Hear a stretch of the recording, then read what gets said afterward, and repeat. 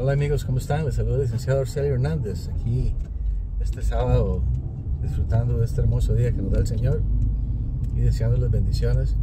Quiero comentar con ustedes algo que ha estado pasando. Me han hecho llegar unos audios ahí donde don Isaías Abarca hace unos comentarios sobre la medida cautelar que nos dieron en la sede de lo contencioso administrativo. Entonces considero que es importante aclarar algunos aspectos porque lo que él dice está totalmente errado y puede llevar a confusión. Dice don Isaías Abarca que la obligatoriedad está en la ley, y entonces como está en la ley y que lo que la medida suspendió fue un decreto, pueden seguir obligando a los padres a vacunar a los niños a pesar de la medida cautelar. Eso es totalmente equivocado.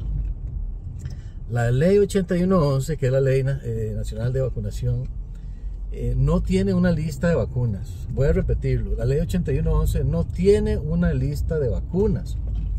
Lo que tiene es hacer una referencia del asunto de la lista de enfermedades para las cuales es obligatoria la vacunación al Poder Ejecutivo mediante un decreto que se llama, en esa ley le llaman un reglamento. El reglamento a la ley 8111 lo hace el Poder Ejecutivo porque es un decreto ejecutivo.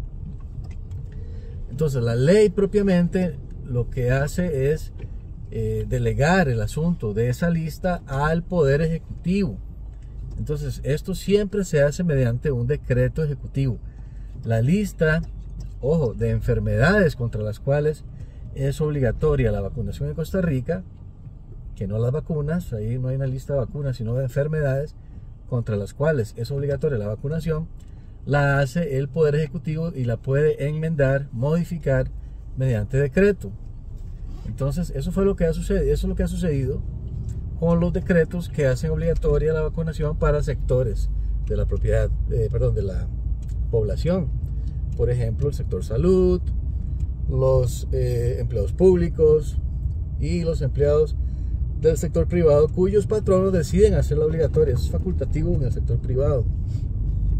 Si su jefe le dice a usted, es que la ley me obliga a hacer obligatoria la vacunación, dígale que se lea bien ese decreto, el 42889-S, para que vea que es facultativo para los empleadores del sector privado, es solo obligatorio en el sector público. Pero todo esto, y después agregan uno, el 13 de diciembre hacen una modificación y modifican ese decreto y agregan a otro grupo poblacional que son los niños de 5 a 11 en esa ocasión, bueno, menores de 12 digamos, porque después la comisión aclara, a mí me aclara un correo que ahí incluye a todos los menores de edad y que ellos van haciéndolo obligatorio por acuerdos ahí según edades.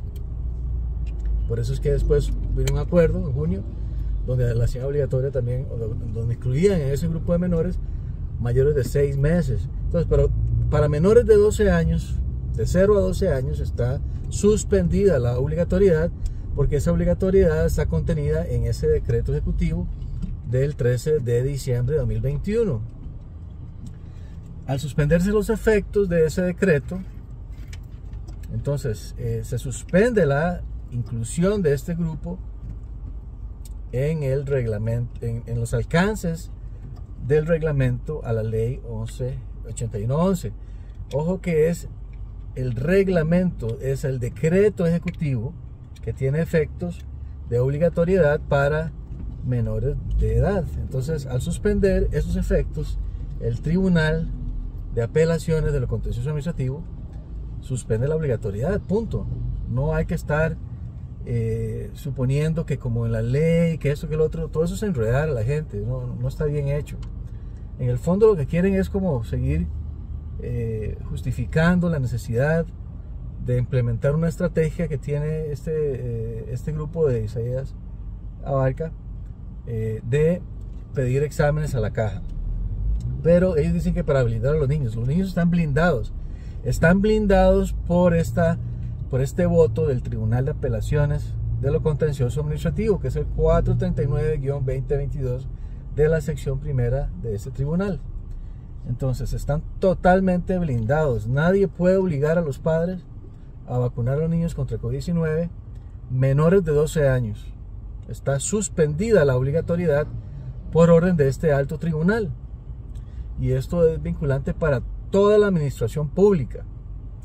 Ya de hecho el PANI ha emitido una circular donde no van a abrir procesos a los padres que no quieran inocular a sus hijos con esta novedosa vacuna COVID-19, que no tiene hasta la fecha aprobación formal de la FDA, que no tiene un registro sanitario en Costa Rica.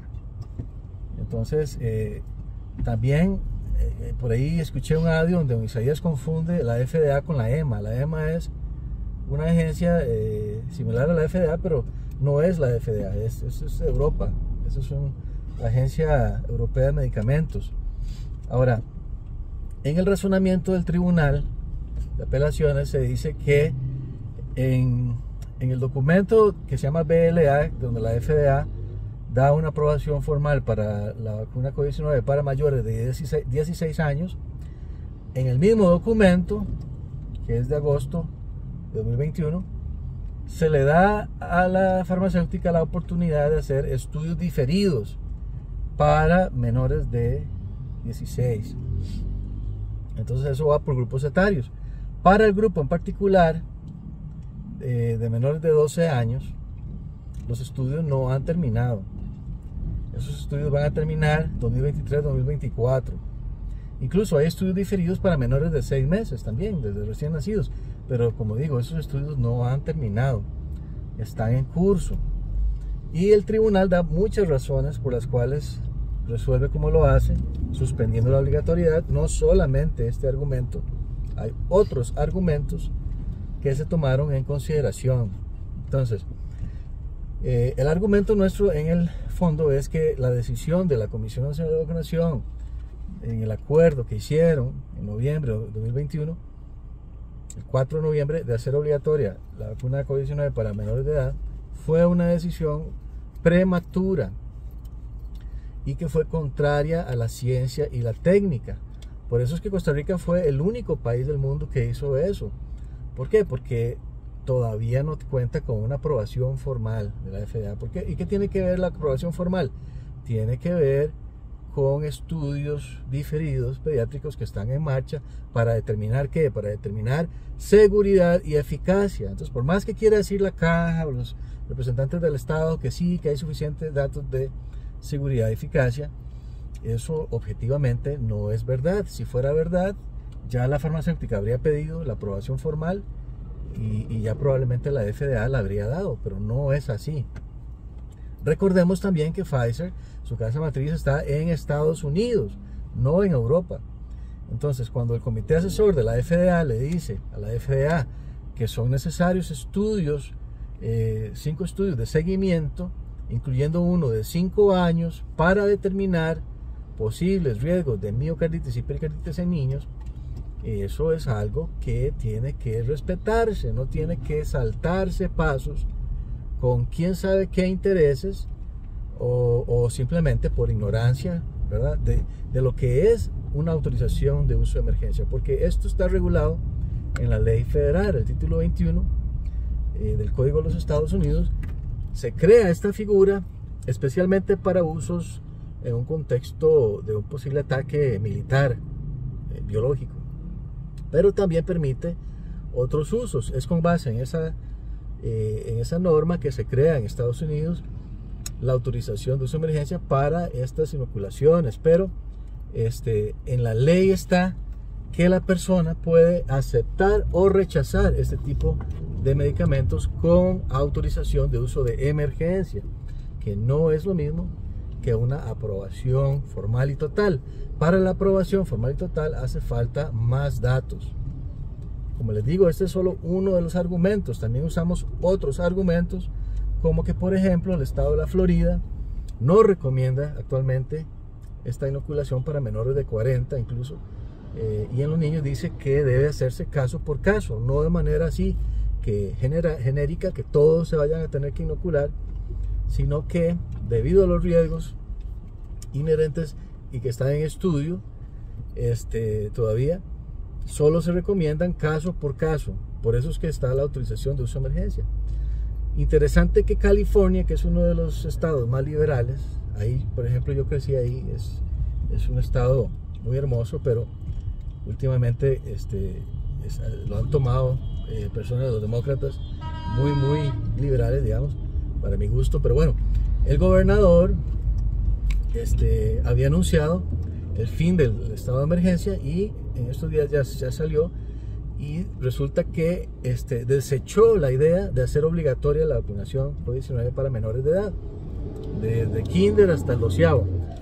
Desechada la idea esa, no va a ser así, no va a ser obligatoria, dijo California.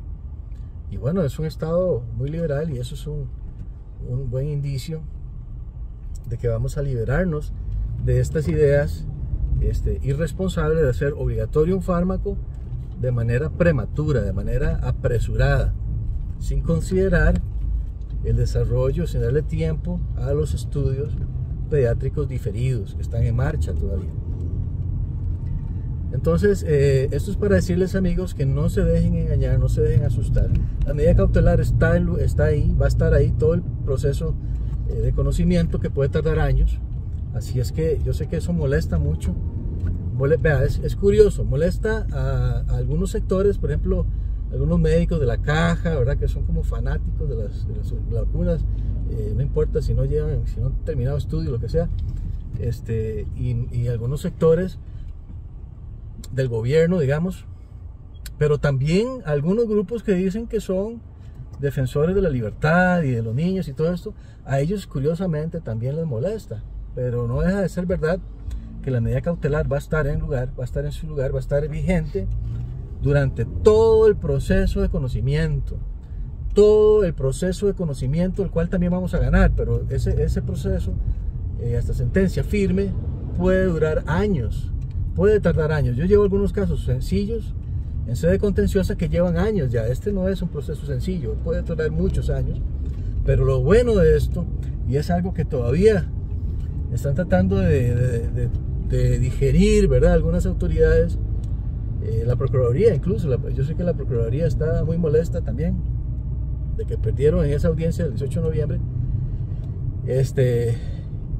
Pero van a tener que digerirlo y aceptarlo. Esta medida cautelar que protege, que blinda, eso sí, ahí sí blinda a los niños menores de 12 años, va a estar vigente durante todo el proceso contencioso, el cual puede durar años. No hemos ni siquiera tenido una primera audiencia en ese proceso, para que ustedes se den una idea. Íbamos a tener audiencia hace unos días y la misma Procuraduría había pedido una suspensión porque tenían un choque de audiencias. Así es que no hemos ni siquiera tenido una primera audiencia en el proceso de conocimiento. Vea, vayan aceptándolo y vayan entendiendo de que esto es en el mejor interés del niño. No puede ser que hay gente que piensa que el mejor interés del niño es inocularlos y a ver cómo les va, aunque no hayan terminado los estudios diferidos, aunque haya riesgos que, aunque algunos, bueno, mayoritariamente lo que son las agencias estas reguladoras de Estados Unidos y los CDC y la FDA insisten en que hay más beneficio que riesgo, pero esto todavía está muy temprano como para determinarlo con seguridad. Y así es que lo que sí sabemos es que curiosamente el país estuvo como 4 meses sin disponibilidad de estos fármacos, y la reducción en el Hospital Nacional de niños internados por esta enfermedad fue impresionante, algo impresionante. En todo el mes de enero, por ejemplo, solamente 10 niños estuvieron ahí internados, fueron egresados, digamos, y ninguno con ningún fallecimiento, gracias a Dios. Y esto luego de como 4 meses sin disponibilidad. No hablemos ni siquiera de la obligatoriedad, que ya no hay obligatoriedad a partir del 8 de diciembre del año pasado, pero no había ni siquiera disponibilidad. Así es que es algo que hay que considerar. El riesgo para los niños es bajísimo. Esto es un hecho objetivo. No quiere decir que no exista del todo, pero es muy bajo. Entonces, tengamos los datos, manejemos los datos para que no nos enreden, para que no nos engañen y para poder estar con tranquilidad los padres, dándole gracias a Dios por esta medida cautelar. Bendiciones.